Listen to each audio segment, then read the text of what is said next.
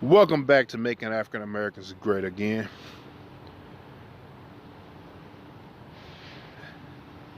I want to talk tonight about part two of what are you going to do, black man? Black man, what you going to do? What you going to do when a big bad white wolf comes for you?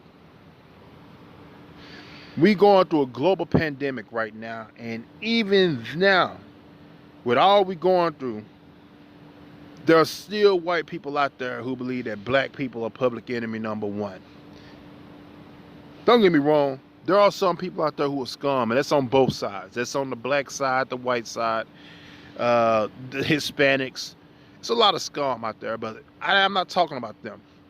I want to talk about those so-called tough white boy cops who shoot an innocent, unarmed black man and then go crying he feared for his life. I was afraid. I'll tell you something. You can't stand the heat, you get your ass out the kitchen.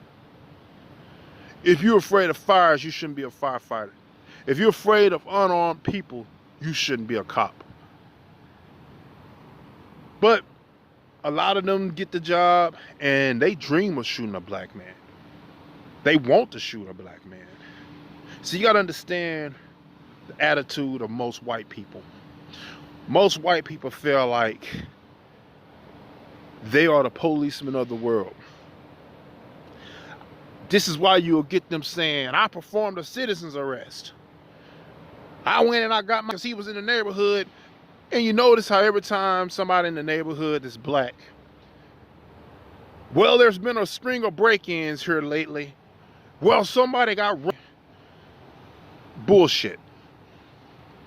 They will do or say whatever they can to kill you and get away with it. Look at the young brother. I just posted a video about him a couple of days ago, but this young brother got killed by a racist and his son. They killed this guy. And if you were to read the report, they go on to first say they wanted to question him because it was a guy breaking in the house in the neighborhood. Then they go on to say that basically the cam footage has them saying, there he is, get him. Imagine you are this guy, minding your own business. You're jogging. You hadn't broken into anything. You have no need to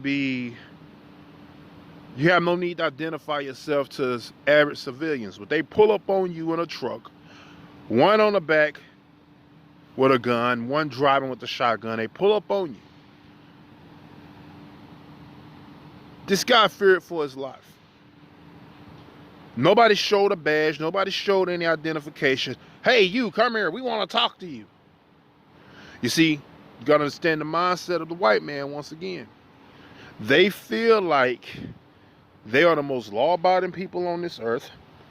In America, they feel like if the police not there to do a job, they're going to do it. Look throughout history. Police have been made to stand back by angry mobs of whites who had no evidence but decided that somebody black in their town should die because a crime got committed. And that's how they are. You look at all these white guys who marching around mad about these stay inside orders. And I'm not saying that I agree with them, but hey, if you notice, any other day, they love Trump. Trump's their guy. Now he's saying stay inside, they mad. They want to walk around and brandish firearms. Notice how when that happens, the same white cops who are always afraid of the black man that's unarmed can stand right next to the white man with the gun and laugh and joke with him and buy him cheeseburgers. When it's a black kid who hadn't done anything wrong, when it's a black man who hadn't done anything wrong, whether you're a big black guy or a small black guy, well, you're a threat. And they are always afraid. So my question to you, black man, what are you going to do? And I understand, here I am talking about licensed killers who wield a badge, point guns at you, they take your life. It's traumatizing. And they use all that media and propaganda. Every time they get away with a senseless murder, they use that to fuel the trauma. Because there's a lot of you out there afraid to go buy guns. A lot of you are afraid to arm up. Because you say you damned if you do, you damned if you don't. I'm telling you right now, you're going to have to get out of that mindset. If you are law-abiding African American, I'm asking you to think about the life of you, to think about the life of your sons and daughters. Start arming yourselves. Start learning the law. Let's be a little less argumentative when we get pulled over. Let's be a little less aggressive. Let's try to be professional.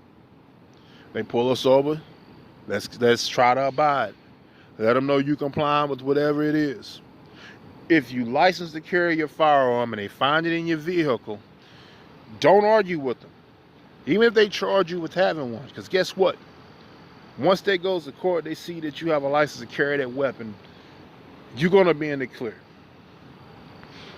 You got to decide if you're going to let them take your life from you or if you're going to go down protecting yourself. And I'm not trying to incite violence against cops. I'm just tired of always turning on the television or getting emails of people sending me videos of people that look like me being mistreated, standing still, being beat to death, running away because you're afraid to get shot and getting shot 16 times. This is the type of shit I'm tired of. I'm tired of us sitting back and not infiltrating politics and not trying to get people on the forefront that's going to change laws in our favor. I'm tired of y'all always going down voting Democrat because you know they don't care about us at all.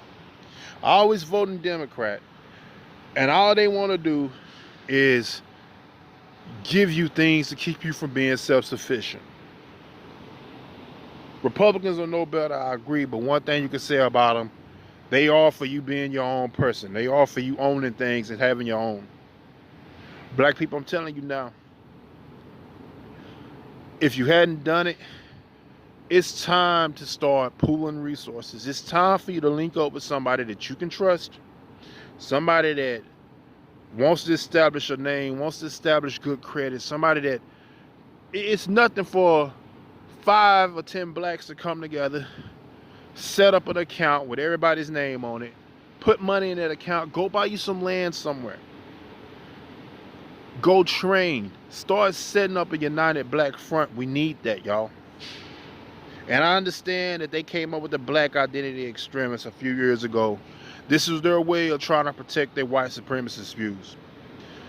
Any black person that's woke, any black person that's trying to be self-sufficient, any blacks that's trying to come together, the government's starting to say, oh, look at them. They're a gang, and we need to find a way to keep them from turning into Black Panthers. Until next time, the question I ask is, what are you going to do, black man?